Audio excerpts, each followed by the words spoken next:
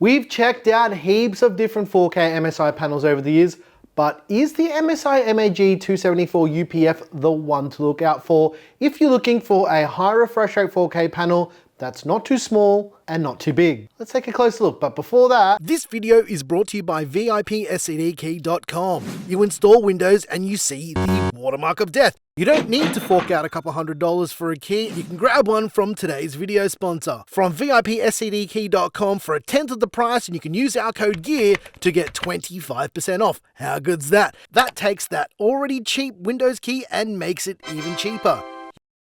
You place your order, bingo bango, you've got your key on your orders page, you chuck that key into the activation screen and you're good to go. No more watermark of death. Use code GEAR for 25% off, link in the description. On with the video. I've been using this monitor for a little while to play games on and to tinker with, and I've given it a fairly decent run to see if this new MSI panel is any good. I know the Gigabyte M27U competes with this panel, but this is the only panel like this I have at the moment, so it's a little bit hard to compare it to the Gigabyte M27U. I wish that I had that Gigabyte panel right now, but it is what it is. I just don't have one. So we'll get that out of the way first because I know there'll be some people that comment about it. As far as the specs go on the MSI MAG 274 UPF, it features a 27-inch rapid IPS panel with a resolution of 3840 by 2160 with a peak brightness of around 400 nits as reported by Windows, because Windows does that now. It also features a 144 Hz refresh rate, which is quickly becoming very, very common with 4K monitors. It's got a zero bezel design with a matte anti-glare screen surface, and this is all pretty standard monitor stuff that we're seeing here, so nothing that stands out as of yet.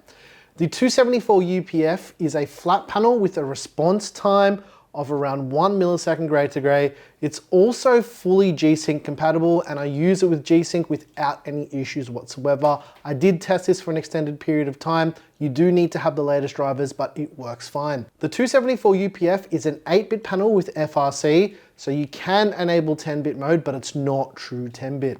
It supports 129% of the sRGB color space, 98% of the DCI-P3 color space, and 97% of the Adobe RGB color space. The 274 UPF has a 178-degree wide viewing angle with a 1000:1 contrast ratio.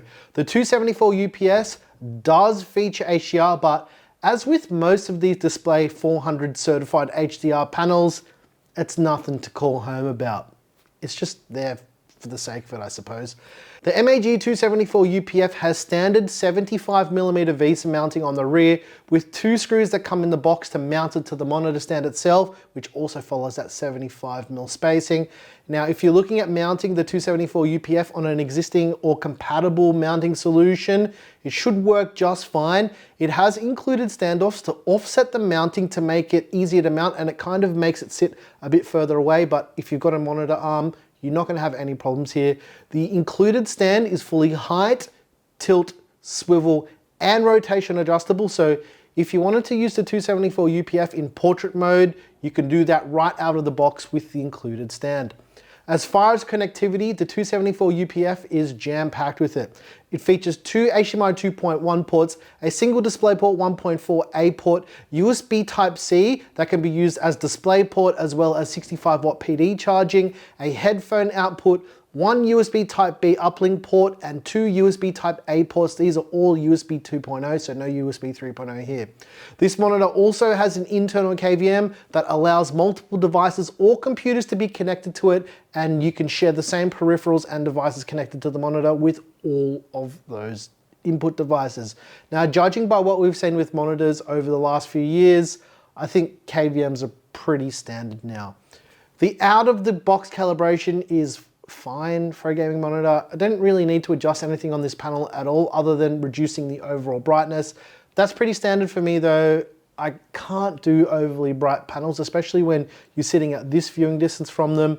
From all of your feedback over the years as well, this seems pretty commonplace for you guys as well. You also reduce your monitor brightness. That's the one thing with this panel though, even from the get-go, I didn't think it was too bad, but there are some outlying things here which we'll come back to. The build quality of the 274 UPF is excellent. It's hard to argue with MSI panels in execution for the design here. It's very premium and you shouldn't have any issues with this panel whatsoever. It's very gamery on the back with its design, as most MSI monitors are. That may or may not be your cup of tea, I don't know. I don't think it matters too much. You're not looking at the back of the panel when you're using it. Like, the whole point of a monitor is to look at the monitor. The 274 UPF has a little nub style joystick on the back of the screen for the menu system. It's really easy to use and everything is really easy to understand. This is standard for MSI monitors. They've always been fairly good at this. However, you don't need to use it since, like most of these other MSI panels, it features software control. With the software control, you can do anything you can do in the menus, but in software, you can also reassign each of the directions on the joystick for quick access to things that you will use. So if you're using this with the KVM, I would suggest setting this up, because diving into the menu to switch inputs frequently can get really annoying. This leads me into the next thing. This panel supports 4K 120Hz with HDMI 2.1 on both the Xbox Series X and the PS5. I don't have access to an Xbox for testing, but with the PS5, you'll have no issues here whatsoever. The 274 UPF features HDMI 2.1 with 420 sampling, so you shouldn't have anything to worry about if you're using this with either the Xbox or the PS5, and the image quality is decent. For gaming on PC, the MSI 274 UPF is fine, it's okay. I spent some time playing Starfield and COD on the panel over the weekend, and I had a decent experience overall. The colors were fine. Even though the color gamut is wider than the older 281 URF, I don't think it feels that way. The experience is fine overall, and this is probably one of the more average 4K panels I've used, and I've used a lot of 4K panels over the years. It's been a while since we've seen a nice 27-inch 4K high refresh rate panel, and judging by what Tim from Monitors Unboxed said, it compares quite well in terms of what's out there with the competition in terms of price and performance. Obviously, there's some outliers here with slightly more expensive panels being a lot better, but I can't comment on that because there's some panels that I just haven't used, and I don't think that's a fair comparison from me personally, because how can I talk about something I know nothing about that I've never used? Now, comparing this to a panel that I have used, the 281 URF that MSI released last year, I think the 274 UPF could be a bit better in terms of performance. Obviously, the main difference between the 281 URF is that one's 28-inch and this one's 27-inch. That's the main difference, but there are things like the wider color gamut of this actually not being as noticeable as you'd think. That's the thing. If I really sit down and think about it, there's nothing here that blew me away with the 274 UPF. It's a decent panel, but there's an ocean of other 4K high refresh rate panels now, and I think MSI knows this.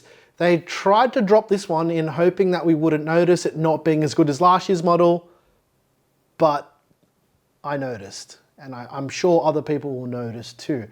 That's not to say that this is a terrible panel by any means, because it's not. There's just better panels out there. But it's also not much better than last year's panel. In fact, it's really not better at all. I would go for last year's panel. One thing I will give MSI though is they decided to shorten their model numbers.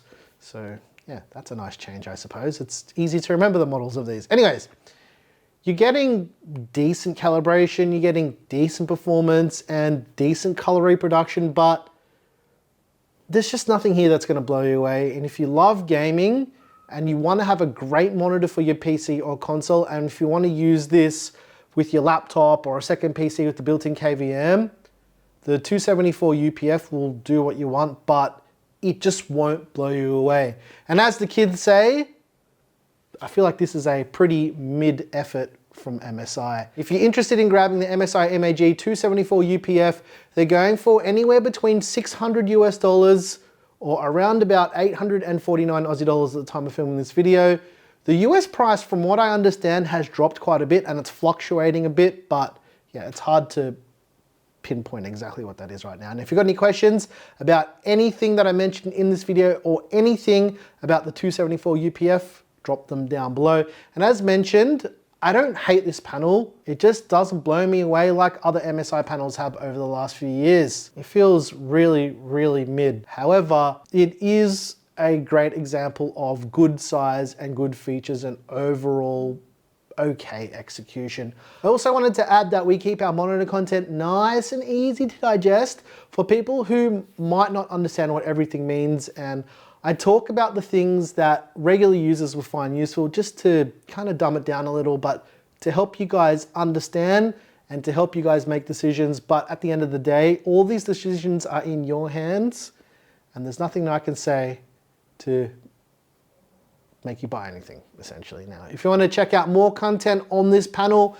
make sure you check out Tim from Monitors Unboxed. He did a great job of comparing this to some other panels and the other panels that we haven't used. And if you're looking for a really good technical analysis, make sure you check out Tim's video as well. And if you liked our video, please like and subscribe. It helps us out quite a lot. You guys are absolute legends. Once again, thank you so very much for watching. I'm your boy Nick with Gear Seekers. You peak. We seek. Look, the monitor's fine.